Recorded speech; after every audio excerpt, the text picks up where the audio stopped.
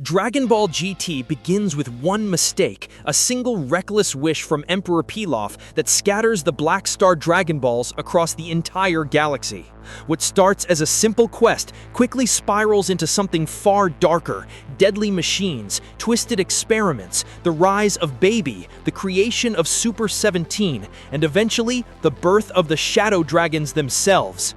This is the complete villain timeline of Dragon Ball GT. Every threat, every transformation, every battle that pushed Goku beyond his limits. Emperor Pilaf.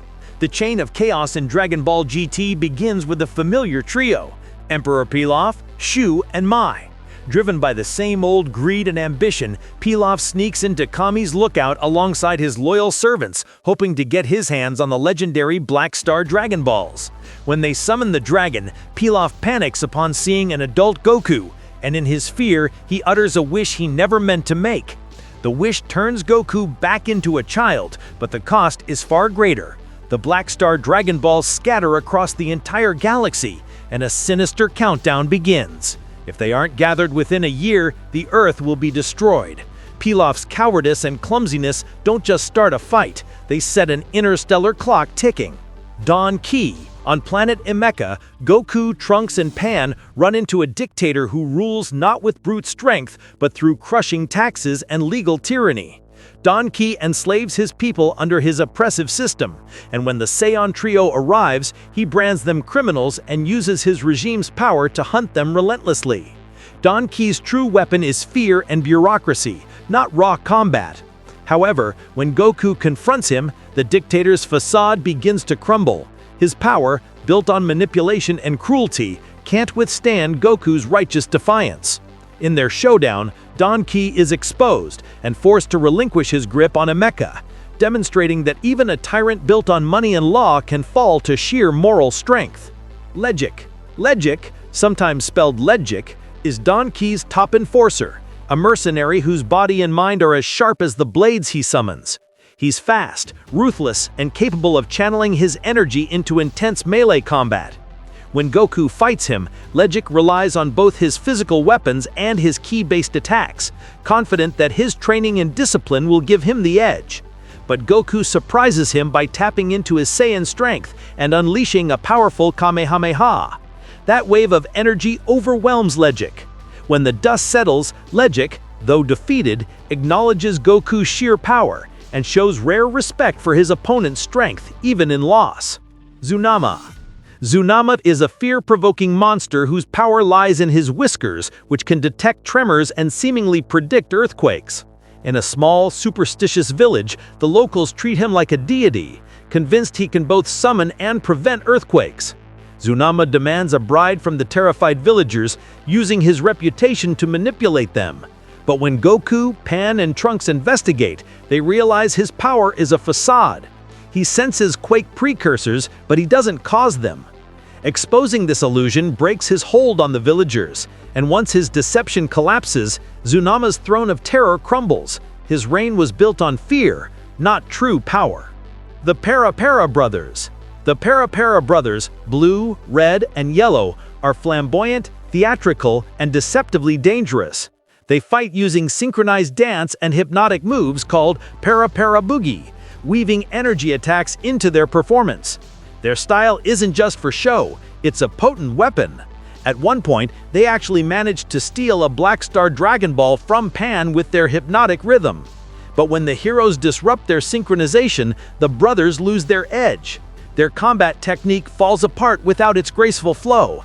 Their defeat is both poetic and practical. They're no match for raw strength when their rhythm falters. Cardinal Mucci. In the shadow of Lord Lood's cult, Cardinal Mucci appears as a sinister high priest. He wields a whip endowed with dark power. When he strikes, living beings can be turned into lifeless dolls.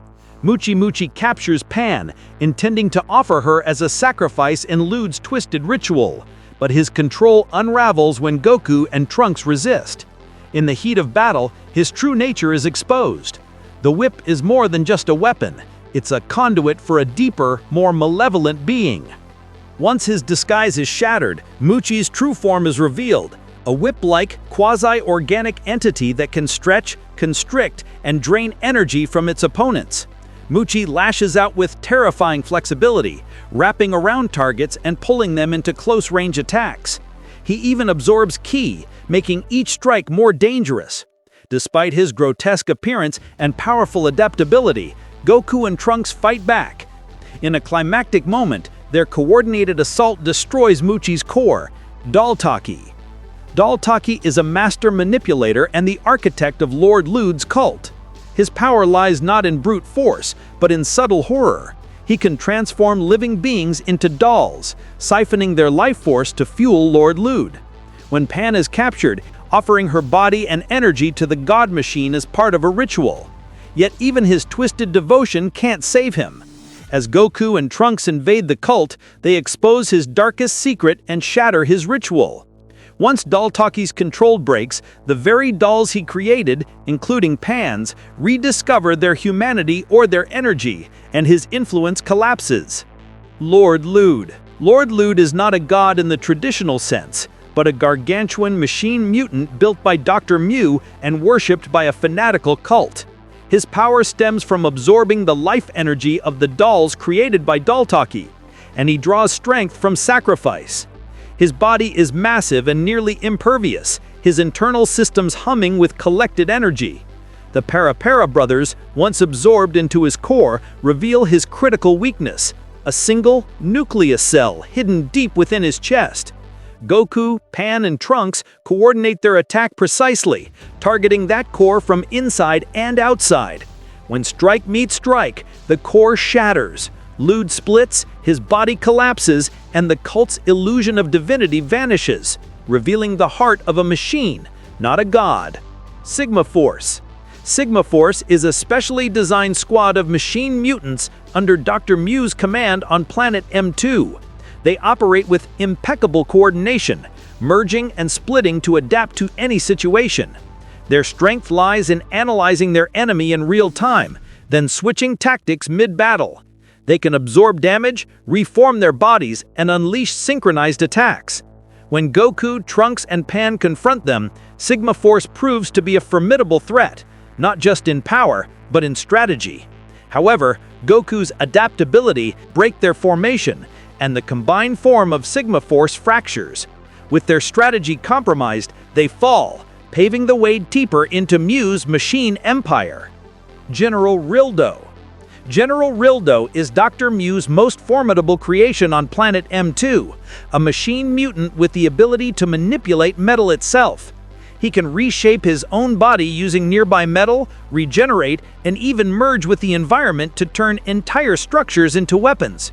Over the course of his battles, Rildo evolves into stronger forms, including his Meta-Rildo transformations, becoming a living fortress of metal. In his final confrontation, Goku and Trunks launch a direct assault on his core. Even though Rildo's metal body fights back by morphing and regenerating, the Saiyans' combined ki and sheer will succeed in destroying him, only for it to be revealed that Baby had already taken control of him and simply leaves the vessel behind. Dr. Myuu. Dr. Myuu is the dark architect behind nearly all of the mechanical threats the heroes face. His ambition is grand, to convert the universe into a new order of machine life. He engineers countless machine mutants, Lood, Rildo, Sigma Force, all designed to reflect his twisted ideology. And yet his greatest creation is also his downfall, Baby. He built the parasite Tuffle with the intent to use him, but he miscalculates. As Baby gains strength, consciousness, and independence, he turns on Myuu. In the end, the creator is betrayed by his own godlike invention. Myuu dies at Baby's hands. Baby's story begins as the final legacy of the Tuffle race, engineered by Dr. Myuu to recreate a species wiped out by the Saiyans generations ago. But Baby isn't simply a machine. He's a parasitic life form, capable of invading a host's bloodstream, taking control of their mind, body, and power. Every new host makes him stronger. Every possession adds Saiyan strength to his Tuffle hatred. His rise begins with subtle infiltration. He escapes Myuu's lab and begins infecting travelers across the galaxy before finding his way to Earth. His first serious target is Goten. Baby tricks Goten into powering up so he can slip into the open battle scars left on his body, taking control from within. When Gohan arrives, he too falls victim. Baby manipulates him into powering up, then abandons Goten's weakened form and infects Gohan instead. With Gohan's power, Baby confronts Vegeta. The Saiyan Prince initially defeats him, unaware of Baby's true parasitic nature. But the moment Vegeta pushes to full power, Baby enters through his wounds and takes over completely. This is the possession he always wanted, the perfect Saiyan body with unparalleled potential. Baby evolves into Baby Vegeta, then Super Baby Vegeta, and finally Super Baby Vegeta 2, absorbing two-full energy from the entire planet and transforming into a monstrous golden great ape using Bulma's Bloodwave generator. His abilities explode beyond imagination. He fires super Gallic guns, powerful enough to shatter landscapes, generates parasitic energy waves that overwhelm Goku, and unleashes his ultimate attack, the Final Revenge Death Ball, designed to erase both mind and body. Goku's fight against Baby is brutal. Baby's Super Gallic Gun nearly kills him, and his parasitic control over the entire Earth makes him untouchable. But Goku, after unlocking Super Saiyan 4, pushes beyond exhaustion. Even Baby's Golden Great Ape form cannot break Goku's spirit. When Baby fires the Final Revenge Death Ball, Goku stands firm, absorbs the attack's energy, and converts it into overwhelming power. He counters with a devastating 10x Kamehameha, blasting Baby to the brink of defeat. But killing Baby means killing Vegeta. So Goku makes a critical move. He cuts off Baby Vegeta's tail, forcing the ape transformation to collapse. Baby panics, flees Vegeta's body, blinds his enemies, and tries to escape in a spaceship Bulma built. But Goku ends it with one final 10x Kamehameha, blasting Baby directly into the sun, erasing the two-full parasite forever. Super 17. The creation of Super 17 begins in Hell, where Dr. Gero and Dr. Myuu form a dangerous alliance. Using their combined genius, they engineer a plan to merge two android 17s, one from Earth and one machine mutant replica created in Hell. This fusion creates Super 17, an android far beyond anything the Z-Fighters have ever faced. Super 17 possesses terrifying abilities. His entire body functions as an energy vacuum. Every ki blast he absorbs multiplies his power. Physical attacks bounce off him, energy attacks feed him, and his destructive output skyrockets with each absorbed strike. His flash bomber devastates landscapes, and its ability to convert absorbed energy into amplified counterattacks makes him nearly unstoppable. On Earth, Super 17 dismantles the Z-Fighters with ease. Vegeta's final shine attack strengthens him. Gohan's Kamehameha boosts him further. Trunks, Goten, Oob, they all fall. Even Goku, trapped in Hell at the time, struggles to return. Only through Piccolo and Dende opening a dimensional gate does Goku escape to face the monster. But even Super Saiyan attacks make Super 17 stronger. Goku realizes that fighting with energy will doom the planet. Android 18 arrives, emotionally broken after Krillin's death. Her rage blinds her to danger, and she unleashes a barrage of blasts, each one feeding Super 17. But that's when Goku discovers the truth. Super 17 becomes vulnerable only while absorbing energy, just for one split second. Android 18 distracts him, pushing him to absorb more and more until that moment of vulnerability appears. Goku seizes it instantly, rushing forward with all remaining strength and unleashing a Super Dragon Fist straight through Super 17's chest, piercing him completely. While Super 17 is staggered and unable to regenerate, Goku finishes him with a final Kamehameha, vaporizing him from existence. This victory avenges Krillin, breaks the Red Ribbon Army's legacy, and ends Dr. Myuu's last creation. But after Baby and Super 17 were defeated, something far worse was already unfolding in the background. For years, the Dragon Balls had been used again and again, reviving worlds, reversing tragedies, and with each wish, negative energy quietly built up inside them. So when the heroes summoned Shenron after the Super 17 battle, they didn't get Shenron at all.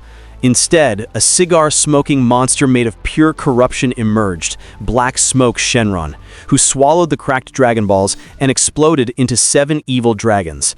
And from that moment on, the Shadow Dragon saga began, born from every wish Earth ever made. Haze Shenron, the Dragon of Pollution. The first opponent Goku and Pan encounter is Haze Shenron, a toxic, swaggering embodiment of the wish that brought Bora back to life long ago. As the two-star dragon, Haze is technically the weakest, not that he'd ever admit it. He's loud, sloppy, arrogant, and constantly running his mouth. But beneath the comedic exterior is a dangerous truth. Haze is lethal without ever throwing a punch. His body emits clouds of poisonous smog that seep into the lungs and bloodstream. Even Goku, in his child form, nearly collapses from dizziness and nausea. The battlefield around him rots. Plants decay, water becomes sludge, animals suffocate. To Haze, this is art, a masterpiece of pollution. He uses his foul environment to toy with his enemies, dragging out fights while pretending to be clumsy and incompetent. His entire persona is a decoy. He's lazy because he relies on his poison to do the killing for him. When he realizes he might actually lose, he shows his true cowardly nature. He tries to flee, tries to negotiate, even threatens to devour Pan alive. But Goku and Pan discover the flaw. Clean water purifies his poison. When they use a freshwater spring to wash away his smog, Haze loses every advantage. Weak, exposed, and terrified, he turns to run, only to be vaporized by a combined Kamehameha. Rage Shenron, the Dragon of Lightning. Next is Rage Shenron, born from Master Roshi's wish to revive Goku so he could return and defend Earth against Nappa and Vegeta. A heroic act with a dark shadow. Unlike Haze, Rage is tiny, but packed with explosive fury and delusional confidence. He believes he's the strongest of all the Shadow Dragons. He believes Goku and Pan are beneath him. He even mocks his fallen siblings, proudly proclaiming that he alone carries the power of lightning. His primary weapon is electric slime, a sticky energy-absorbing substance that drains stamina and delivers continuous shocks. When he fuses with the slime, Rage transforms into a towering monster coated in pulsing electricity. In this enlarged form, his durability skyrockets. He even withstands Super Saiyan 4 Goku's 10x Kamehameha, one of Goku's strongest GT attacks. Not only does Rage survive, he reflects the attack back with enough force to knock Goku out of SS4 entirely. But all that bravado hides a frightened core. He pretends to surrender only to attack from behind. He feigns weakness only to try killing Pan at the last second. In the end, his arrogance betrays him. Goku anticipates his final ambush and obliterates him.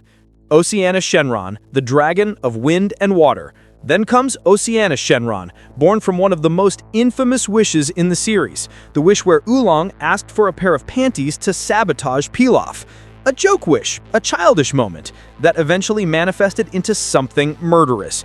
Oceanus initially appears as an elegant woman, admired as Princess Oto, but this beauty is a lie. Her real form is monstrous, scaled, fanged, and vicious, a body she despises and hides behind illusions.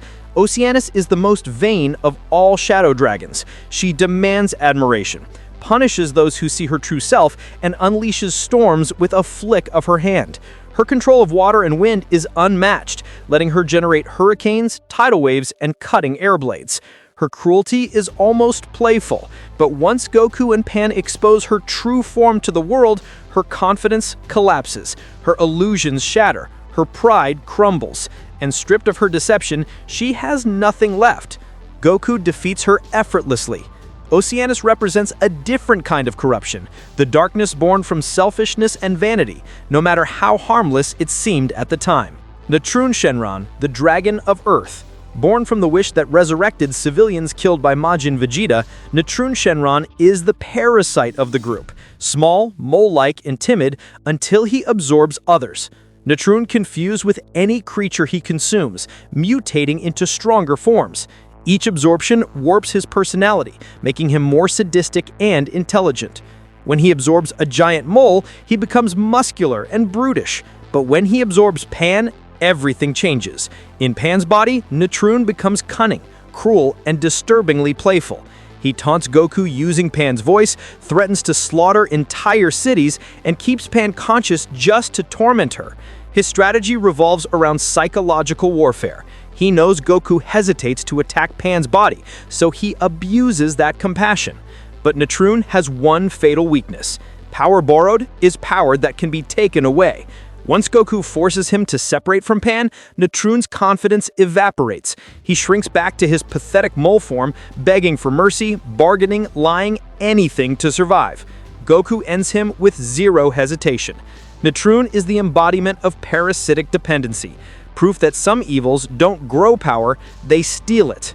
Ice Shenron, the Dragon of Ice. Created from the wish that erased humanity's memories of Majin Buu, Ice Shenron is a sharp contrast to his noble origin. Cold, calculating, and treacherous, Ice uses his element not for strength, but for exploitation. His ice can immobilize limbs instantly, freeze environments solid, and trap enemies in unbreakable restraints. Ice is skilled, but his true danger lies in his willingness to cheat. He hides behind Nova when cornered, he uses Pan as a hostage, he attacks Goku while pretending to surrender. He even blinds Goku with the sneak attack to gain the upper hand. Ice is not honorable. He believes winning justifies any method. And for a moment, it works. But Goku refuses to let betrayal slide. Even blinded, he tracks Ice through sound and ki and annihilates him with a point-blank Dragon Fist.